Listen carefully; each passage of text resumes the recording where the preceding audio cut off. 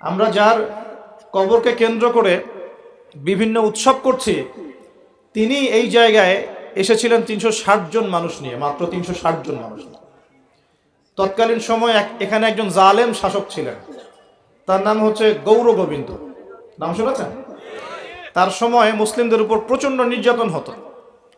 এক ব্যক্তির সন্তান জন্ম হওয়ার ঘটনায় সে গরু করে মানুষকে খাওয়াতে চেয়েছিল, এতে করে তার সন্তানকে তার চোখের সামনে মেরে ফেলা হয়েছে। এগুলো ইতিহাসে লেখা আছে, আমরা পড়েছি, আল্লাহ ভালো জানেন, আমরা এগুলো হিস্ট্রির মধ্যে পড়েছি। তো তিনি সোনারগাঁ চলে যান। সোনারগাঁ গিয়ে তৎকালীন বাংলার শাসককে তিনি বিচার দেন।